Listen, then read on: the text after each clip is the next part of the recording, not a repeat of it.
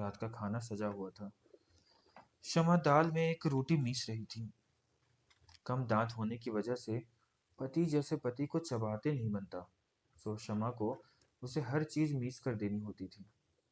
ये भिंडी कितनी स्वाद की बनी है। मैं भिंडी बिल्कुल पसंद नहीं करती, पर ये तो बहुत ही स्वादिष्ट है, स्नेहा खाते हुए बोली। शमा रोटी मीस चुकी थी। उसने थाली उनके पास सरका दी और खुद उठकर किचन में चली गई। भीतर उसने अपने लिए दाल चावल मीसे और एक कच्चा टमाटर हाथ में रखकर उसे हर कौर के साथ खाने लगी। कुछ देर में जब पति जैसे पति की खांसने की आवाज आई तो वह बाहर आकर उन्हें उनके बिस्तर तक छोड़ आई। जब जब सुमित और स्नेहा अपने कमरे में जा चुके थे, तब वह सारा सामान वापस किचन में ले आई। उसे किचन साफ करने में बहुत देर हो गई। जब सारा तय काम खत्म करके वह बाहर आई तो देखा कोई आंगन में बैठा है। वह बाहर आई तो देखा कि उसकी बहन आंगन में उकरू बैठी हुई है। शमा ने बहुत धीरे से दरवाजा अपने पीछे बंद किया और अपनी बहन के बगल में आकर बैठ गई। सखी, तू यहाँ क्या कर रही है? उसने पूछा। देख, तूने मना किया था, फिर भी मैं आ गई।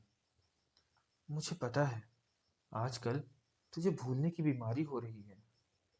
नहीं, मुझे पता था कि मैं आ रही हूँ, और पता होते हुए भी मुझे नहीं आना है, मैं आ गई।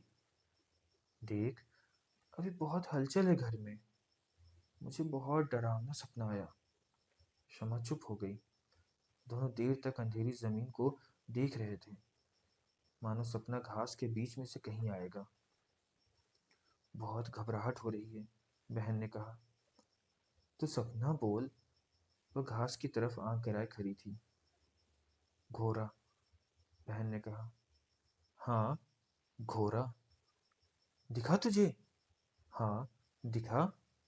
कत्थई रंग का सुंदर घोड़ा। हाँ, कत्थई रंग का सुंदर घोड़ा। कत्थई रंग का सुंदर घोड़ा सपने में आया। मैं और घोड़ा दोनों एक साथ खाली मैदान में लेटे हुए थे। मैं उसके गाल और गर्दन के बीच कहीं सिर टिकाए पड़ी हुई थी। हर कुछ देर में हम दोनों एक दूसरे से स्नेह का इजहार करते। वह घोड़ा प्यार से अपनी गर्दन घुमाता और मेरे गालों से लगा देता। मैं देर तक उसका कोमल स्पर्श अपने गालों पर महसूस करती रही। कुछ देर में घोड़ा उठा और उसने मुझे माथे और गालों पर चूमा। मैं वहीं चित पड़ी रही। फिर वह धीरे धीरे कमरे की तरफ बढ़ गया। वह यही घर था। मुझे पता चला कि यह घोड़ा तो सालों से हमारे पीछे वाले कमरे में कैद है। जब घोड़ा उस कमरे के दरवाजे से जैसे तैसे अंदर जा रहा था तो वह एक बार रुका। मुझे लगा वो पलटेगा, पर वह नहीं पलटा। फिर तुम्हारे ये एक डंडा लेकर आए और घोड़े के कमरे में चले गए। उन्होंने पीछे से दरवाजा बंद कर दिया। बहन ने इतना बोलकर घास पर से अपनी आंखें हटा ली और वापस उकरू बैठ गई। उसने अपनी गर्दन अपने दोनों पैरों के बीच फंसा दी। मैंने इनका डंडा तो बहुत पहले ही पानी की टंकी के ऊपर छुपा दिया था। ये कभी कभी उसे ढूंढते हैं, फिर थकने के बाद मुझसे कहते हैं, तो मैं भी थकने तक यहाँ वहां ढूंढती रहती हूँ। पर जब वो घोड़ा चीख रहा था तो उसकी आवाज अजीब सी थी, जैसे वो गा रहा हो। और पता है, रुक, मैं रुक, मैं देख कर आती हूँ कि सब सो गए हैं ना कि नहीं।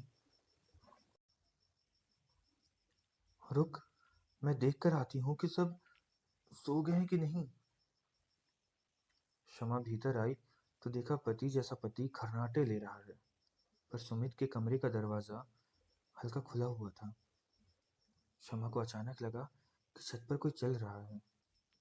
वह दबे पांव ऊपर गई और धीरे से छत का दरवाजा खोला तो देखा वह स्नेहा एक कोने में खड़ी होकर सिगरेट पी रही है।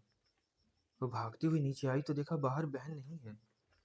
उसने आंगन से ऊपर देखा तो स्नेहा उसे देख रही थी, जैसे वह बहुत देर से उसे देख रही है। शमा ने बाहर के दरवाजे पर कुंडी लगाई और अपनी पूजा वाले कमरे में आकर सो गई। जैसे बहुत प्रयत्न से एक घर घर बनता है, बहुत प्रयत्न से एक जीवन रेंगते हुए कटता है।